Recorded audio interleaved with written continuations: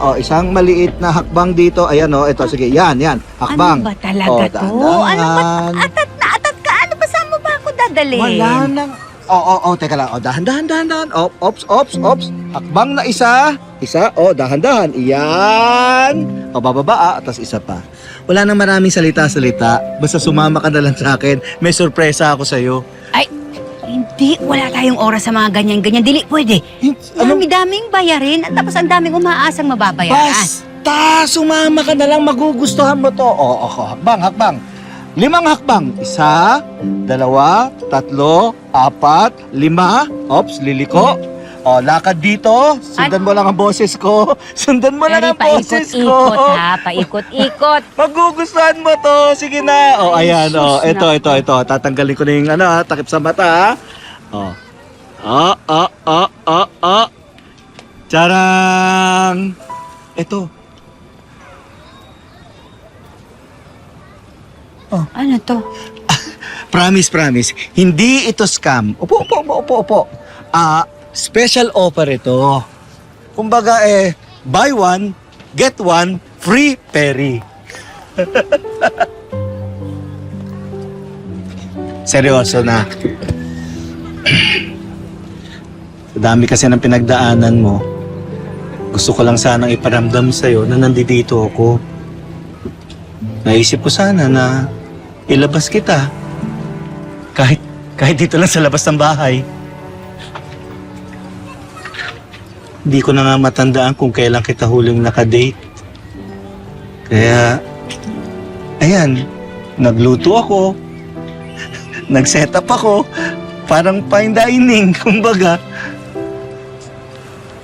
Fine dining. Nakatusok.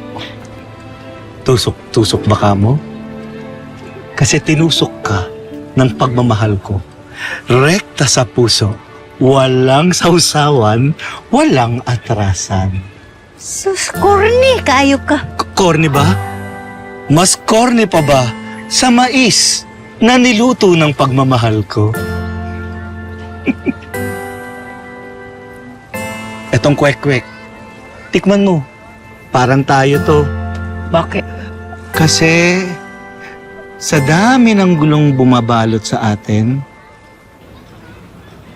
buo pa rin tayo sa loob.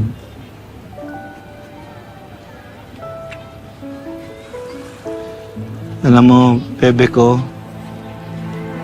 yung mga pinagdaanan mo, hindi mo dapat pinagdaanan yun eh. Hindi ka dapat nakulong. Kung nabantayan lang kita, kung naalagaan lang kita ng maayos, hindi ka makukulong. Kung makukulong ka man, ikukulong kita sa mga yakap ko. Kung makukulong ka man, ikukulong kita sa puso ko. Bebe ko, gihigugma ko ikaw, labaw sa tanan. Poprotektahan kita, kasi mahal na mahal kita. Ikaw lang yung yaman ko na meron ako. Ikaw, at saka si Jenny.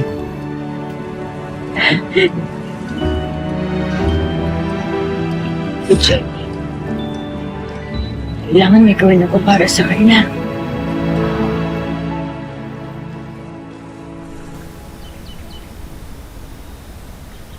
Ned, salamat Laking tulong ng pagsama mo sa akin dito. Wala nga ako nitulong. May mga bagay talaga na wala na sa kontrol natin, no? Nandito na lang siguro yung pangarap ko. Kailangan ko nang tanggapin yun. Sugat mo na lang yun. Suko na. Nasaan na yung Jenny kilala kong palaban? Paano pa ako lalaban? Wala na rin naman talagang laban. May isa pa akong alas. Alam niyo naman why she left. Ma, you have to give her another chance. What is happening to you, Nate? Nakita ko yung nag-viral na video mo with her. Nalaman ko rin that you gave her money para tulungan siya sa problema niya. Bakit pa ganun ka nalang ka-invested sa Jenny na yan? Because she's a friend. And I believe that she's really talented. She's the best in that bootcamp at alam kong alam mo yan, Ma.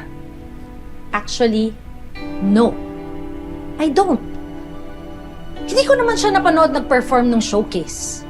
Ma, you're the producer. Boss ka nilang lahat. You can overturn their decision. But maybe, I don't want to. Rules are rules. So gano'n na lang yun? Jenny left because of her family. Don't you get it? I guess not, Ma. Because everything for you is a business. Sarili mong anak, you treat like a business.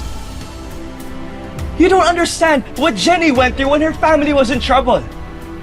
Kasi kailan ba naging importante sa iyong pamilya, ha? Never!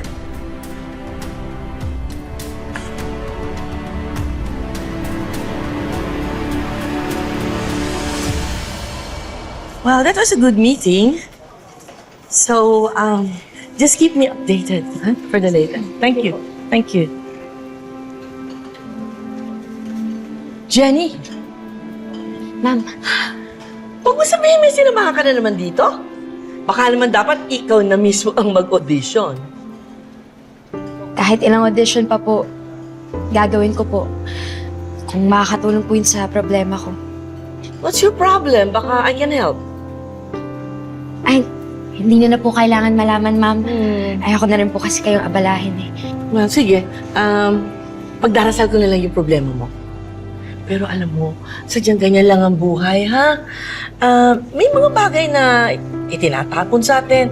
Pero ang importante, do not give up. Diba? Bawat problema may solusyon. Malay mo, may guardian angel na dumating sa buhay mo at tulungan ka. Lalo mukhang mabait ka namang bata. Ay, sandali. Oh, it's my driver. Nasa baba na. Mauna ako sa'yo, ha? O, sige. Sige po. Take it easy. Ingat po.